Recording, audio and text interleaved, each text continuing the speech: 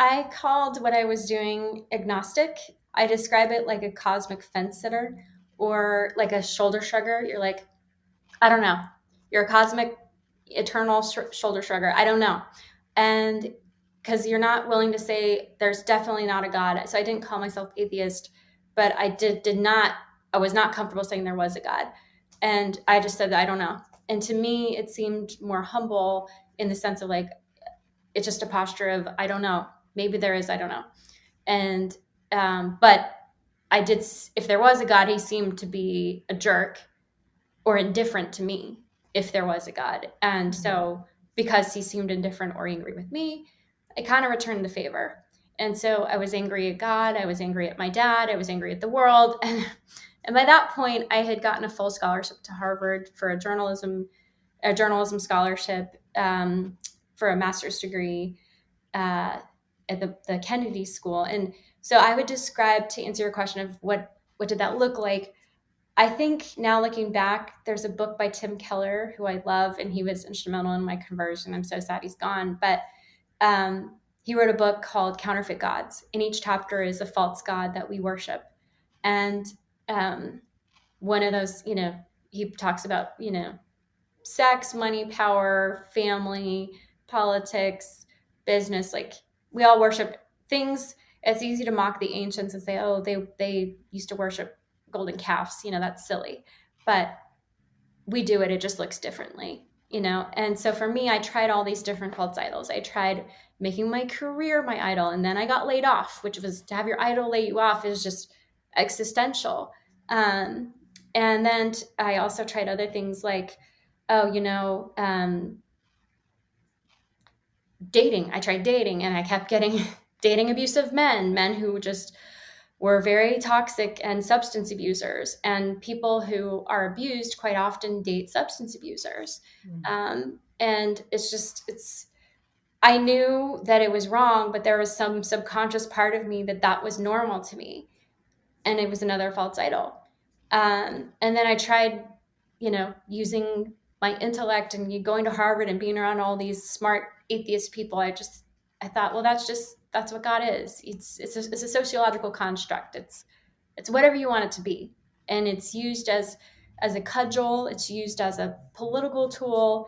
It's whatever you want it to be. That's what religion is. And for some people, they use it for good. I did acknowledge that, some Christians were very good, nuns helping with hospitals and schools, and seeing the Billy Graham Society go and help with natural disasters. And so there were some good things. I was willing to acknowledge that and concede that.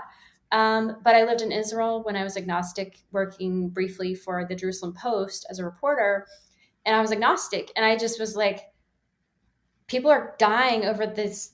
I mean, it's a beautiful place, but like, why murder each other over the sociological construct of religion, this beautiful place? It's not worth it, And so I was worshiping intellect and all these other false idols, and but they weren't bringing me fulfillment. And so that's kind of where I existed for about 12 years. For 12 years. So what did you find, or what made you turn back toward even considering the possibility of believing God again?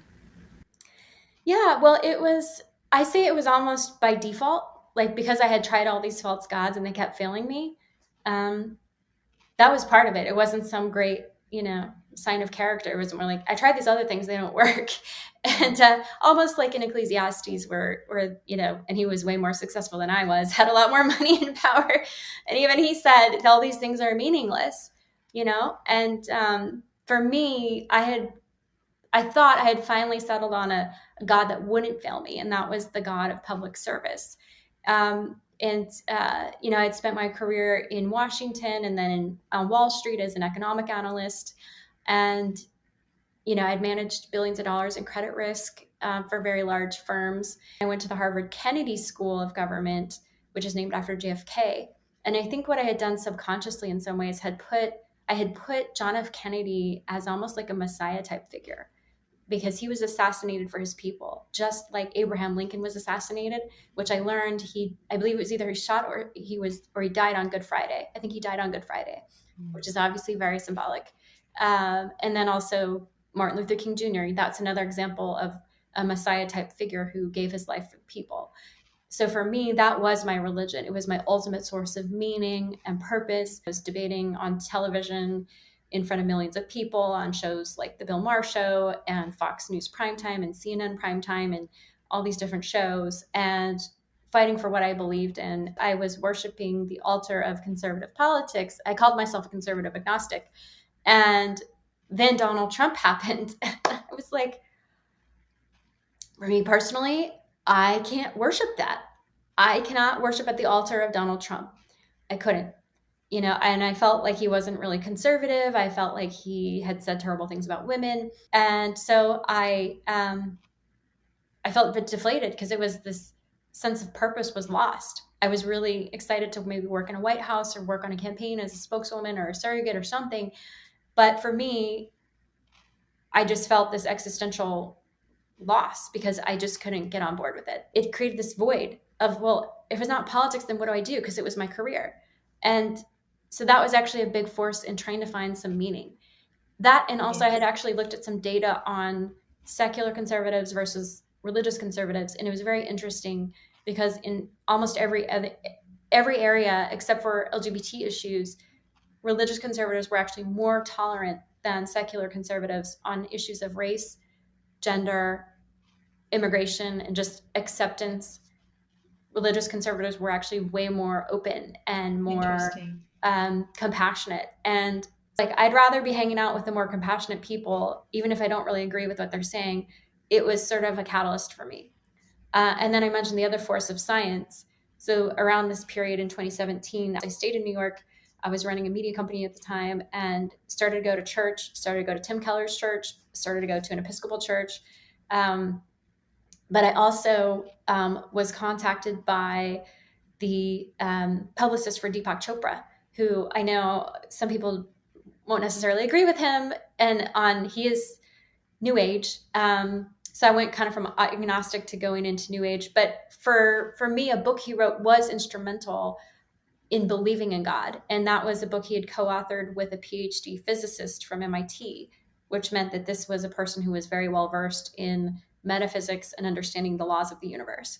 And so to read the science that they put in understanding the probabilities of creation, the probabilities of Earth, the probabilities of as they say, the fine-tuned universe, that the universe is, it is like it's created for us, just mathematically speaking, and that it actually takes a lot more faith to be an atheist, statistically speaking.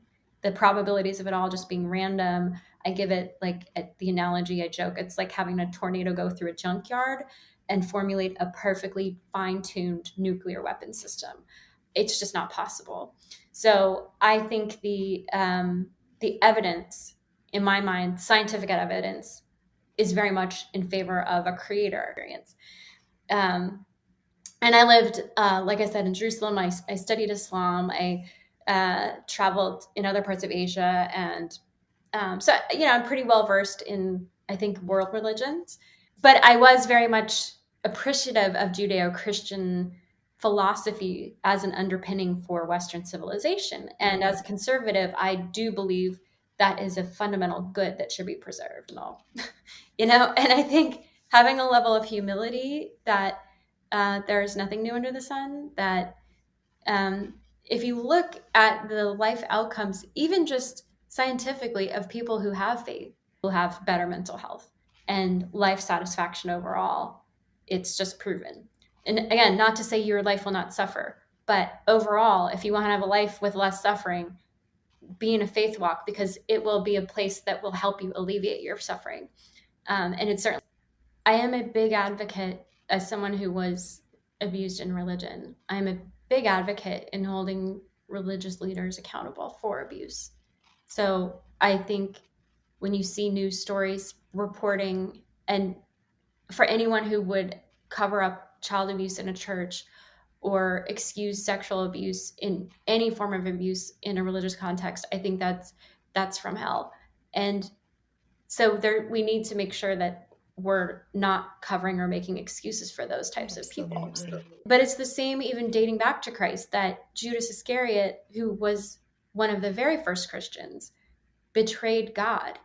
And so why would we think it's any different? If someone who was that close to God behaved that way, why would we expect anything different 2,000 years later? So I think managing expectations of the human experience is actually very grown up. So when you have atheists or agnostics who knock religion because they see a horrible person who's religious, I heard a really good response to that, which is that if someone plays Beethoven horribly, do you blame Beethoven or do you blame the musician? You don't blame Beethoven, you blame the musician. Exactly, yes. So I think when you see a horrible Christian, do you blame Christ or do you blame the Christian? But the beauty of Christianity is that through Christ's sacrifice, even that person is able to be forgiven and reconciled. However, they need to accept Christ and they need to repent and go their way and sin no more. So everyone is redeemable. However, they have to accept the Redeemer.